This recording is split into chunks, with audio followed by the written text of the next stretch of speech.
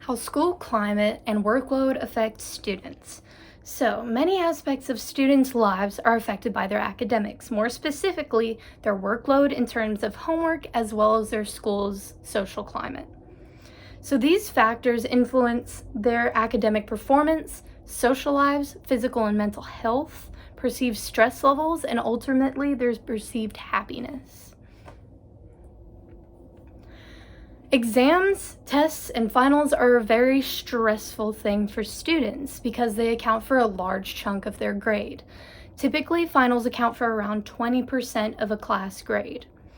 Kashan University had a study which showed that an exam period is way more stressful than the average week, and that students with higher perceived stress levels showed worse academic performance, and that students with higher perceived levels of happiness showed lower stress levels during these exam weeks.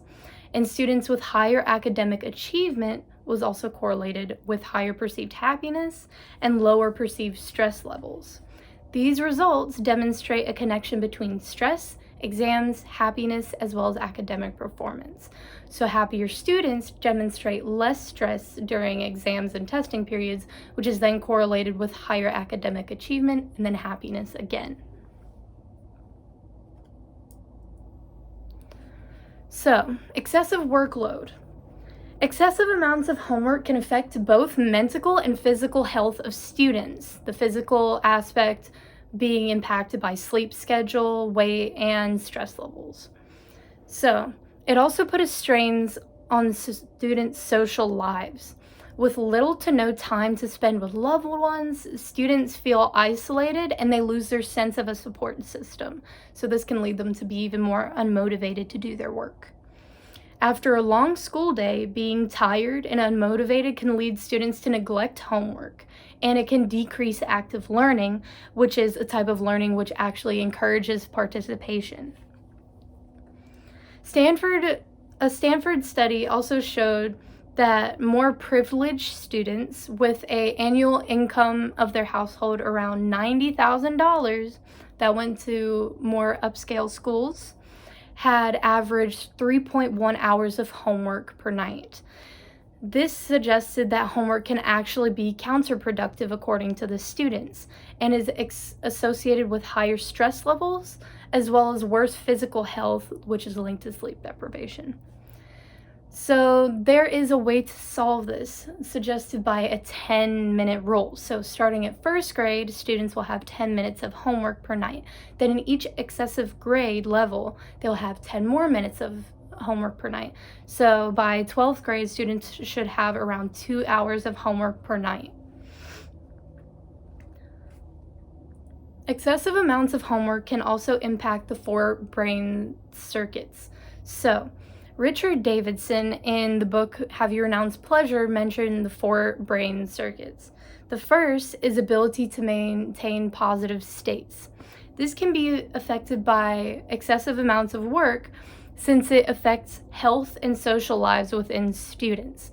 If your health isn't good, you're not happy. And if you don't have time to spend time with your loved ones, losing a support system and feeling isolated also is not a great thing to maintain a positive state for students. The second circuit for your brain is the ability to recover from negative states. So if you have homework at night, you don't have time to recuperate from a long and stressful day of work. This takes away students' time to refresh from this. So recovering from negative states isn't as easy whenever you have way too much homework. The third brain circuit is the ability to focus and have control over your stray thoughts. So, lack of motivation and learning due to not having time to refresh with a bunch of homework can just leave students completely unmotivated and doesn't allow them to focus on the work at hand during the school day. The fourth brain circuit is our ability to be generous. This can be impacted in students since their social lives aren't as active. They can lose their support system, which can also affect their ability to actually be generous with people. So school climate, this is pretty much the feeling that the school has all around, socially, within the students, the relationships with the teachers, and the way that they learn.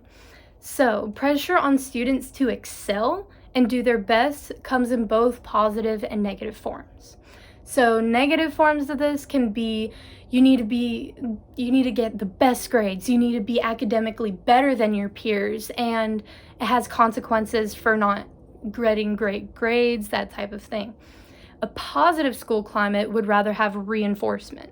So this comes with like encouragement and minor to no consequences for not doing well. Rather hop back on to the bandwagon and do your best kind of attitude.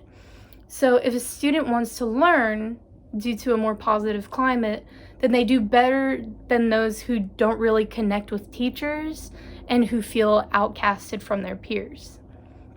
Studies also show that higher achieving countries such as Asia had lower levels of happiness and satisfaction than other lower achieving countries who put less pressure on their students.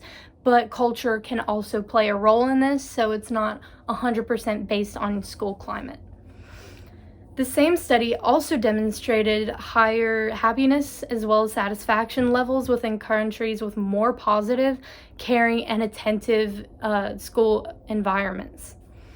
A different 2015 study showed a direct correlation between life satisfaction and grades, which demonstrated the higher life satisfaction a student reported, the higher their grades were, and vice versa.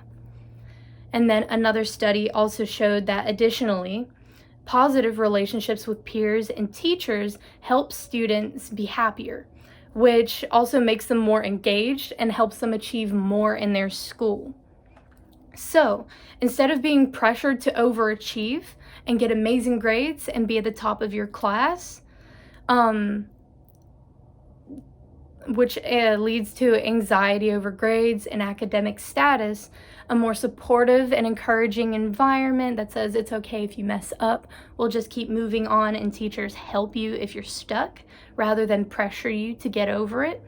It creates a more healthy relationships with grades for students and encourages them to learn.